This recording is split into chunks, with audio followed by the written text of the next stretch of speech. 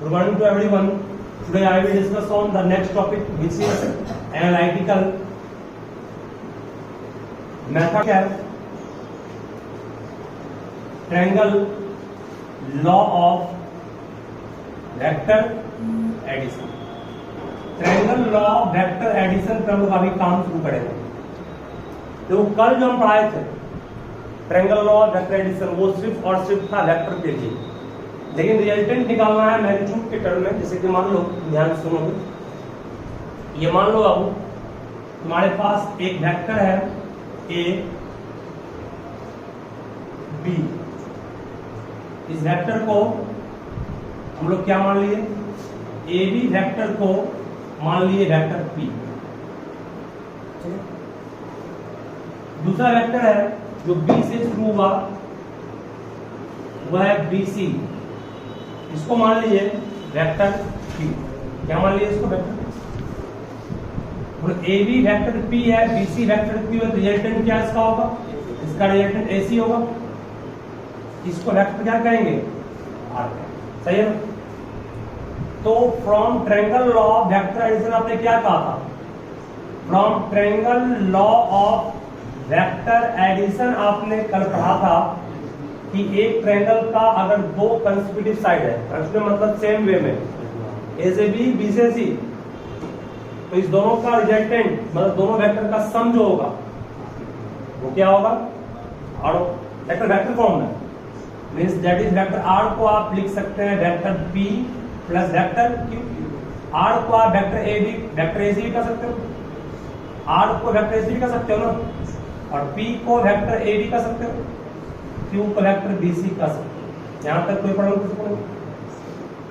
अब सवाल है कि ये वेक्टर अभी है ना, ये वेक्टर है, हमको निकालना है नेट। नेट मतलब रिजल्टेंट। रिजल्टेंट ये वेक्टर फॉर्म में है, बट रिजल्टेंट का निकालना है मैग्नीट्यूड। तो कल आप तो पढ़ाए थे magnitude of A C equal नहीं होता है किसके, मैग्नीट्यूड ऑफ ए बी और मैग्नीट्यूड ऑफ बी सी, है ना, नहीं होता। तो ये तो इसका मान कैसे आएगा, इक्वल नहीं होता है तो क्या होता है, फायदा क्या होता है, ये छोटा होता है, बराबर होता है। छोटा मतलब कितना होगा, मान तो फिक्स नहीं उसका होगा, ये इससे छोटा होगा कितना होगा पता तो नहीं है। हम इसको जान रहे हैं फिर भी इसको निकाल पाएंगे, नहीं निकाल पाएंगे। मान लो इसका मान 2, इसका मान 3, बिंदु 5। 5 से कम कितना, 5 से कम 0 भी होता है, 1 भी होता है, 1.5 भी कुछ होता है ना, इसका मान नहीं जान रहा है। तो ऐसा क्वेश्चन चल रहा है कि आपके पास दो वेक्टर का रिजल्टेंट वेक्टर निकल गया है, बट उस रिजल्टेंट का मैग्नीट्यूड क्या है वो निकाल नहीं पा रहे। तो ऐसे क्वेश्चंस को सॉल्व करने के लिए हम लोग इस टॉपिक पर भी काम कर रहे हैं, जिससे एक फॉर्मूला प्रूफ करेंगे जो आपको एसी की लंबाई देगा, लेंथ देगा, मतलब मैग्नीट्यूड देगा। तो फॉर्मूला प्रूफ कैसे होगा, सवाल ये भी बहुत आसान। एक काम किए हमने, ए बी को प्रोड्यूस किया किस पॉइंट तक, इस ऐसे पॉइंट तक जहां से सी से परपेंडिकुलर गिराए तो उसको काटे। मान लो कि हमने ए बी को प्रोड्यूस किया कहां तक, ताकि सी डी इस पर क्या हो गया, परपेंडिकुलर।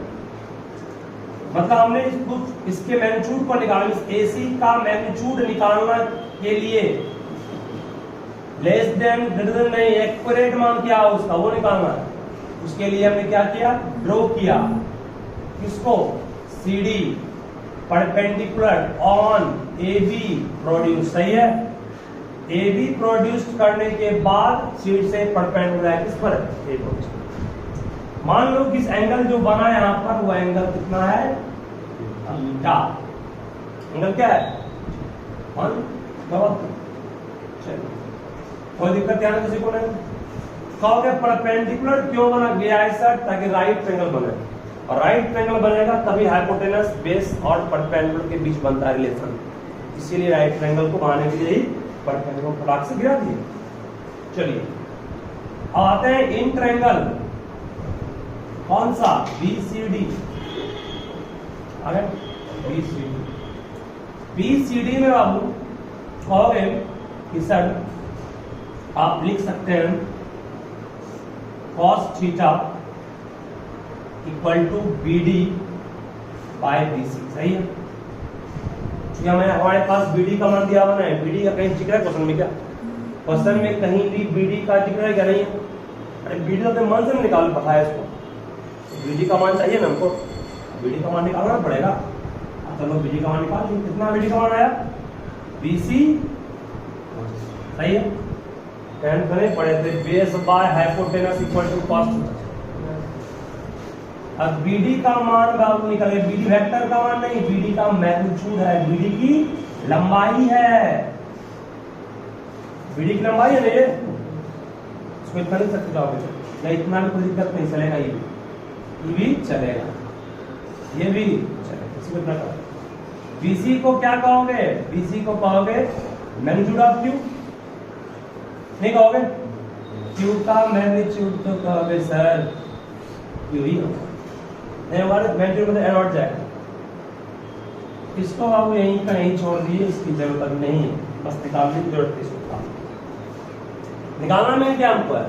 निकालना है एसी की लंबाई। एसी किस राइट ट्रायंगल में है? तो कहोगे सर एसी इन राइट ट्रायंगल एसी डी है, इसको लिख सकते हैं आप एसी का मैग्नीट्यूड, एसी की लंबाई इक्वल टू सीडी की लंबाई प्लस एडी की लंबाई।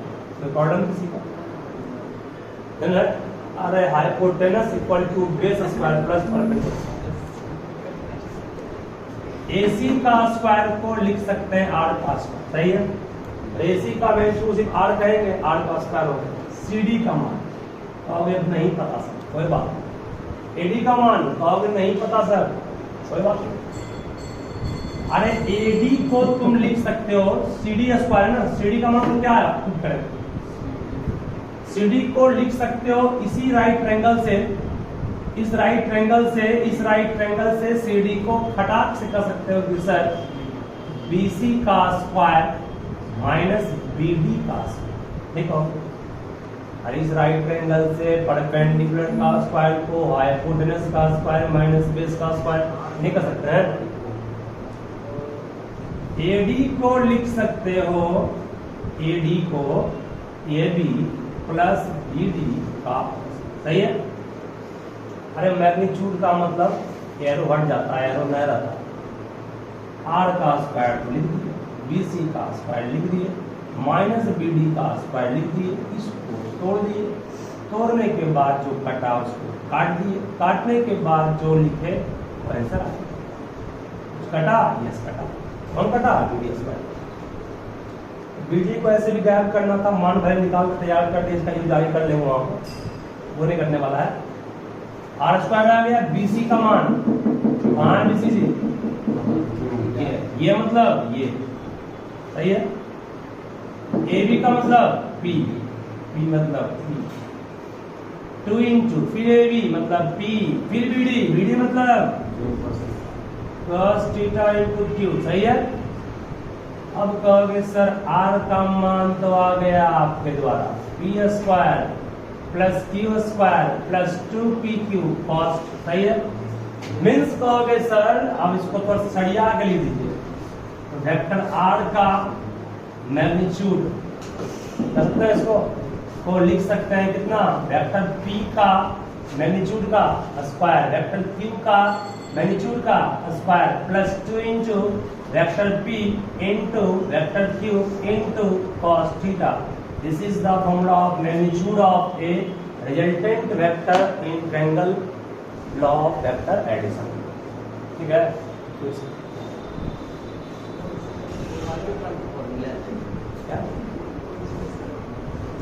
क्या बोले? ये फॉर्मूला याद रखना आपको, इसका यूज बाबू। मतलब तुमने ये सीखा कि अगर कोई भी दो वेक्टर हो, कोई भी दो, एक वेक्टर है एक वेक्टर है, दोनों वेक्टर कितने एंगल पे इंक्लाइंड है? दोनों, एक तो ये है ना, एक ये, दोनों वेक्टर के बीच का एंगल जो है वो थीटा है।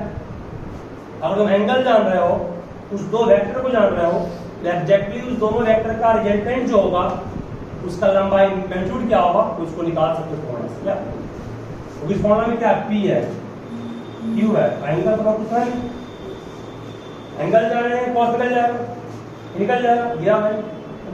क्या मतलब कोई भी दो वेक्टर किसी एंगल पर अगर इंक्लाइंड है, किसी एंगल पर 0, 90, 60, 80, 120 कुछ भी, सारे एंगल का मान आपको पढ़ाया है। कॉस थीटा का मान क्या होता है? कॉस 90, कॉस 0, कॉस 45, कॉस 120 का मान शायद नहीं लिखाए होंगे, दिखा देंगे अभी उसको मान, इसका यूज में है। अब हम लोग अब हम लोग प्रूफ करेंगे इसके अलग अलग केस को। कल आपको हम 3 केस दिखाए थे, वो तीनों केस किसी से प्रूफ होगा, इस पर आप गौर कीजिएगा, ध्यान से समझोगे क्या बात नहीं, सभी ध्यान दो। अगर P और Q पैरेलल हो, अगर P और Q क्या हो, पैरेलल मतलब क्या, अभी ये P है, ये Q है,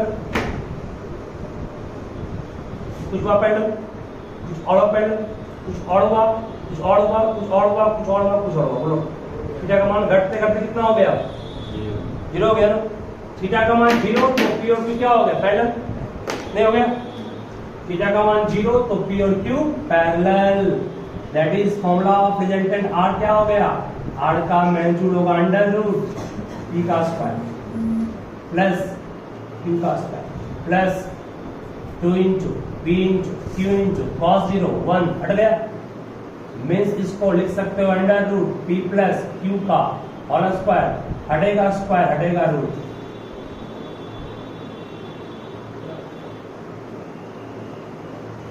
आ गया ट्रायंगल उस ग्रुप में। अगर दो वेक्टर आपस में सेम डायरेक्शन में, अभी दोनों के बीच एंगल थीटा है ना, अगर ये इसके हो गया पैरेलल, थीटा का मान घटते घटते घटते घटते 0 हो गए, थीटा का मान 0 तो रिजल्टेंट क्या होगा, वही जो कल सिखाए थे, दो वेक्टर अगर सेम डायरेक्शन में जोड़ते हैं, जोड़ लिया ना, ये प्रूफ कहां से है, प्रूफ हुआ ना, किसी एंगल पर तकलीफ हो जाती है। अगर मान लो दो अपोजिट होता, एक इस तरफ एक इस तरफ एक इस तरफ, तो थीटा का मान कितना होता, 180 नहीं, जब 180 cos 180 का -1 इंटू प्लस माइनस मतलब -2ab होगा भागा से फॉर्मूला में क्या आता था, तब आता अगर इफ P इज एंटी, कोई सिंबल एंटी पैरेलल का है, ये सिंबल होता है मैथ में पैरेलल का, इसके साथ हम फर्स्ट टाइम पढ़ा रहे हैं, इसे कहते हैं एंटी पैरेलल, ठीक है, फर्स्ट टाइम पढ़े थे इसको, एंटी में नाम सुने हो, सिंबल पहला तो पाएंगे, एक ऊपर एक नीचे, मतलब समझ जाओ एंटी पैरेलल, ऊपर है पहला, नीचे भी है तो भी पहले, ठीक है। चलिए P और Q आपस में एंटी पैरेलल, थीटा का मान 180, थीटा का मान 180, cos 180 का मान -1, P स्क्वायर रहता है Q स्क्वायर -2PQ, फॉर्मूला क्या बनता, तो फॉर्मूला ऑफ R बनता अंडर रूट किसका, P माइनस Q का स्क्वायर, P माइनस Q का स्क्वायर क्या होता है, magnitude of P minus magnitude of, नहीं होता, सेम डायरेक्शन झुकता है, अपोजिट में घटता है, तो परपेंडिकुलर वाला भी इसी को होगा, थीटा का मान 90 होगा परपेंडिकुलर, cos 90 का मान 0, खत्म हो गया, ये खत्म बचा गया। अगर P Q के परपेंडिकुलर है तो रिजल्टेंट ऑफ R क्या बचा, अंडर रूट सिर्फ P का स्क्वायर और सिर्फ वही क्यों। तो ये तो 3 खास केस था जिसको हमने आराम से प्रूव कर दिए थे, लेकिन ये खास नहीं आम केस है, मतलब किसी भी वैल्यू पर ये काम करेगा, ठीक है, क्या रहेगा वो कहीं से कर देंगे। ये सबसे बड़ा बात जो स्टूडेंट अधिकांश फंसता है या आप लोग उससे मतलब चाहते हैं बचना, वो ये है कि किसी भी दो वेक्टर का कोई एंगल पर इंक्लिनेशन हो तो तुम उसका रिजल्टेंट निकाल सकते हो, उसको ये प्रूव कर दिए ना। लेकिन अगर रिजल्टेंट के अलावा तो आपसे पूछे कि वो रिजल्टेंट वेक्टर जो है उसका डायरेक्शन क्या है, क्योंकि वेक्टर के पास तो मैग्नीट्यूड भी होता है और डायरेक्शन भी होता है। ये जो फॉर्मूला पढ़ा है ये सिर्फ और सिर्फ किसके लिए, रिजल्टेंट ऑफ P और Q का मैग्नीट्यूड दिया ना, रिजल्टेंट और P और Q का मैग्नीट्यूड दिया, सिर्फ ये फॉर्मूला बस ओनली मैग्नीट्यूड दिया, लंबाई कितना रिजल्टेंट का, और रिजल्टेंट गया इधर गया इधर गया इधर गया नीचे गया, कहाँ गया, उसका कोई डायरेक्शन होगा, उस डायरेक्शन को निकालने के लिए हम अब काम करेंगे। तो डायरेक्शन निकालना है, टॉपिक बनाना पड़ेगा हमको, पहले सब समझो और बाद में करना। Direction of what, direction of resultant vector, दो वेक्टर का रिजल्टेंट वेक्टर जो होगा, दो वेक्टर का रिजल्टेंट ये है, उसका डायरेक्शन क्या है, क्योंकि तुम P जान रहे हो Q जान रहे हो, बट रिजल्टेंट ये है ना कि ये कहाँ गया, कितना एंगल से गया, इधर या इधर या ऊपर, ऐसे रह गया है ना, इसको निकालना पड़ेगा। तो मान लेते हैं let alpha be the angle made by vector R, that means what, resultant vector. Vector R कोई रिलेशन कारण resultant is total vector, net vector किसका, पी और क्यू का। दांत में क्यों निकाल रहे हो, वेक्टर आर को रिजल्टेंट कहेंगे किसका, पी और क्यू का। तो मान लो अल्फा एंगल बनाया वेक्टर आर ने किसके साथ, पी के साथ। तो पी तो हम जान रहे हैं, रिजल्टेंट वेक्टर आर जो है उस पे पी के साथ अगर अल्फा एंगल बनाया, हमको अल्फा का मान निकालना है। Late alpha be the angle made bye resultant vector with what, with P. P vector के साथ रिजल्टेंट ने अगर अल्फा एंगल बनाया, इस अल्फा एंगल को हम निकाल लेंगे अगर, तो अपने आप मालूम चल जाएगा कि रिजल्टेंट किधर गया। हमारा अल्फा का मान आया 30 डिग्री, तो कहेंगे रिजल्टेंट वेक्टर ने 30 डिग्री के साथ बनाया है पी के साथ। मतलब रिजल्टेंट वेक्टर का डायरेक्शन मिल गया ना, ये तुम जान रहे हो, ईस्ट गया 30 डिग्री से रिजल्टेंट हो गया। ठीक, मतलब ये हुआ बाबू कि अगर तुम वेक्टर पी जान रहे हो, पी यार पी क्या ईस्ट की ओर, ये गिवन रहेगा आपके पास। अब तुमको यार रिजल्टेंट वेक्टर मींस अल्फा का मान सपोज को आया 30 डिग्री, मैं समझ जाना कि पी और क्यू का, ये क्यू था ना, पी और क्यू का रिजल्टेंट जो है वो पी के साथ किस बनाया, मतलब कि 30 डिग्री है ईस्ट के साथ। क्या समझ गया ना, मतलब डायरेक्शन का तुमको ये देगा, डायरेक्शन किधर होगा।